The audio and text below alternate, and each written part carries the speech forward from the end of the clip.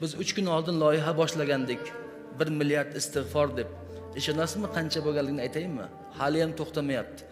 Biz botga 1 sekundning o'zida 1,5 ming 2 mingta xabar tushyapti. 1 sekundda. Har bir xabarda 1000 ta, 5000 ta, 10 mingta, 50 mingta, 1 millionta, 100 ming, 200 ming odamlar o'qiyapti. Ertalab bomdoddan keyin bir qo'y so'yib ehson qildik shu ishimiz uchun.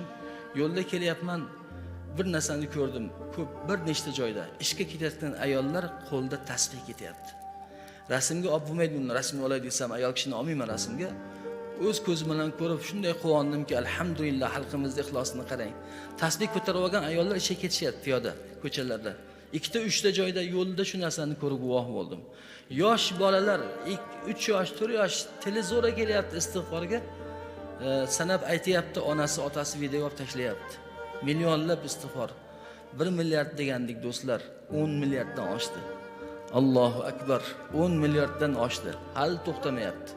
Bolalar o'tirib botda hisoblab, amallab qiyin ekan hisoblash uni ham. U 10 milliarddan oshib ketdi. Lekin aniq lo'nda bo'lgani uchun biz 10 milliardni aytayapmiz, ammo to'xtamayapti. Lekin do'stlar, eng muhimi istig'for aytishni bir karra yana esiga soldi xalqimiz. Esiga oldi. Mudom endi istig'for aytingizlar. Mudom. Albatta Alloh taolo yomg'ir ham beradi, barakasini ham beradi. Lekin duoni qabul bo'lishdagi odobi, duoga shoshiltirmaysiz Alloh taoloni. Alloh o'zi qachon berishni o'zi biladi aslida yaxshi. Yoki duo qildik, bo'lmayapti-ku deb shoshiltirmang. Alloh taolo qachon nima berishni o'zi biladi. Bizning vazifamiz faqat duo qilish. Ijobatni esa Alloh taolodan kutish va albatta Alloh taolo ijobat qiladi. 10 milliard istig'for, bilasizmi? Bu bilan hali erta-indin bularda shunchalik foydasi bo'ladi inshaalloh. Har biringiz ko'rasiz. Bugun men sizlar bilan duo qilishlaringizni iltimos qilaman, jamoatimiz bilan.